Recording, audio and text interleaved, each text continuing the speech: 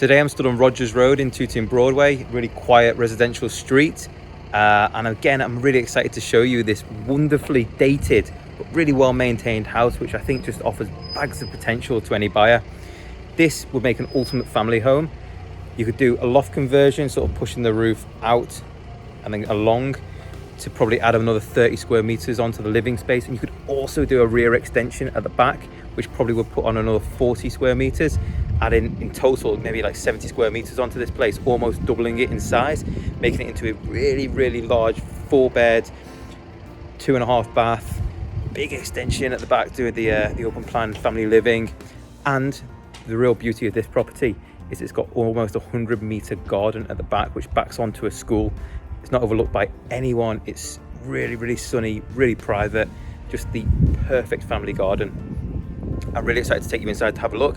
Let's go and see it. Let's go and have a look at the amazing garden. I'm really sure that you're going to love this one.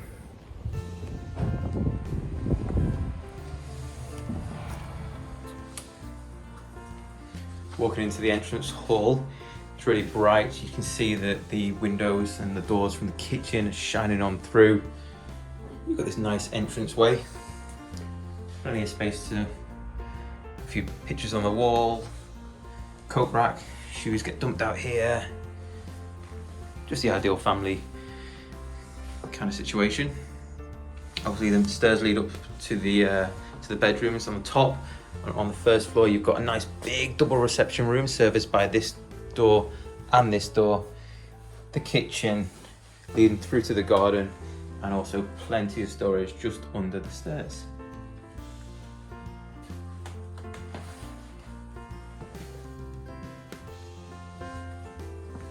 There's a great double reception room here. You can see that the property probably was divided into 2 rooms at one point along here, and then they've removed the wall to make this lovely open double reception room,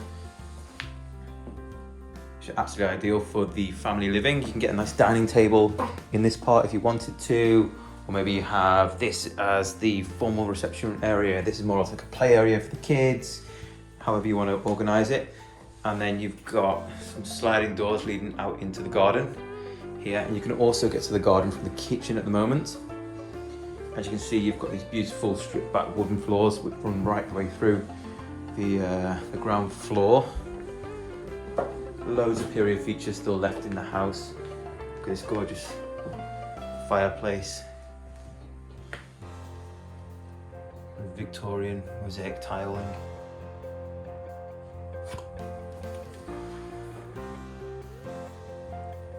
Super bright back on this floor. Got the giant sliding doors at the end and a nice big bay at the front as well. At the rear of the house is the kitchen. It's a smaller galley style kitchen at the moment, absolutely perfectly serviceable and actually in quite good condition. You've got a side window here, which is nice to bring in the light, and of course again you lead out into the garden. As I say, it might not be the most modern kitchen at the moment, but it could definitely be used for a while if you wanted to sort of save up and do something different. I personally would maybe knock through this wall here, going into the reception room and create a big open plan space at the back of the house. You can see how generous it would be. Or you could do an extension going back also, which would add, God, I don't know, maybe another 40 square meters.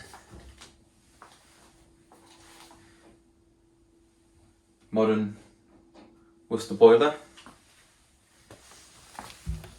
Coming out into the garden, which is really the absolute gem of this property, you can just see how much space you have. I think it's somewhere around about almost 100 meters this garden, which is absolutely unheard of. So turn it around. You've got obviously the side entrance here. Bring bins, bikes, all that sort of stuff through rather than dredging through the house. But I mean, one of the real bonuses of this house is just how much of an extension you could do onto the back here without actually eating up much of your garden at all.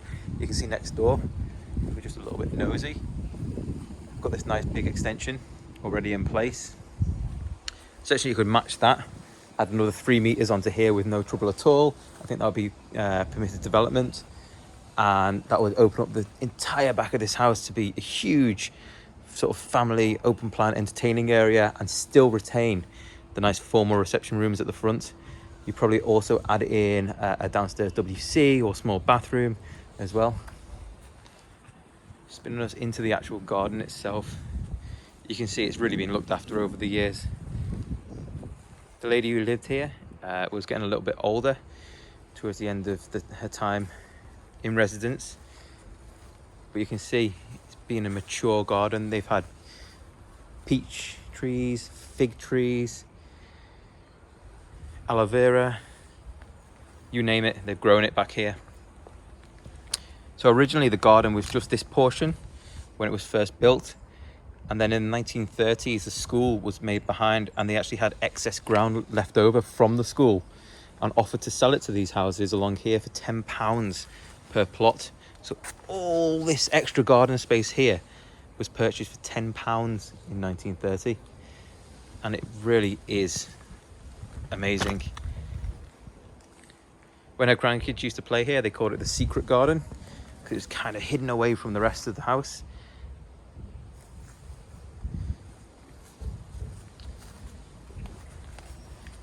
It offers so much flexibility. Different people could set it up different ways. You could have a nice allotment style back here, growing your own vegetables, self-sustaining. Like next door, you could put a studio back here, a work from home space, or maybe even a little granny annex. Have this portion of the garden just for the kids to run around and make a mess, and the dog to dig up the grass. And because you're back onto the school as well, you have nobody behind you. So essentially, if you want to make a load of noise back here, you can go ahead and do it. If the kids want to crack the football against the fence, no one's going to come out and complain.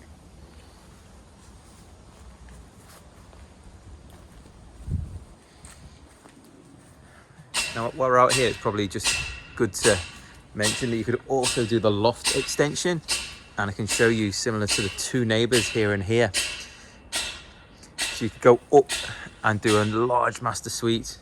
So you'd get essentially nice big master bedroom with a Juliet balcony, which I think is just 3 doors down. They've done the Juliet. I don't know if you can kind of just make it out there.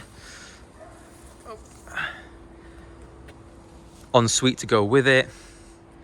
And again, you probably add another 30 square meters to the house. So that combined with the downstairs extension would almost double the size of this entire house. Let's go back inside and have a look at the upstairs.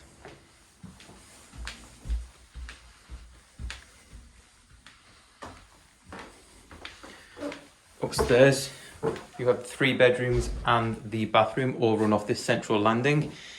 You have this lovely bright window set at the side. The real bonus of being the semi-detached is you get the window in the hallway, and it really transforms the space from feeling dark and dingy to being open and airy. Again, upstairs in the hallway, you've got the carpet, but apart from that, you have this beautiful stripped back wood floor, exactly the same as downstairs, which is all in really good condition. Your master room is really spacious. You can see here, I imagine this is a queen, maybe a king bed. Plenty of space for your bedside tables, chest of drawers, 2 built-in wardrobes, along with the makeup station here, and another chest of drawers just behind me. And the house overlooks the amazing garden, so you can see just how much space you have behind. That right back there is the school, but apart from that, you just have nobody looking back towards you.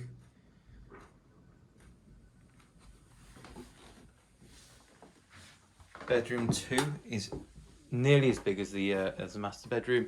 Again, you've got this nice big double bed, plenty of space for your dressing furniture, 2 built-in wardrobes, straight back wood floor, with double glazing all through the front. Smaller bedroom upstairs is also set at the front of the house. Definitely more of a sort of kids room or study than a full-time bedroom, say, for an adult, but really useful. I mean, you can imagine sort of cot being set up in here, no problem at all. You can imagine a work from home station. And then just in the hallway here, we have this nice, big, really deep storage closet. Now, if you wanted to do the loft extension here, the way you would do it is to effectively remove the storage here and lose this wall behind it a little bit and run the stairs from just behind that door on up into the loft and swinging back around in. So effectively you lose a little bit of space from this room, but it would still be well big enough to get, you know, the study out of it, or a sort of a cot room or something like that.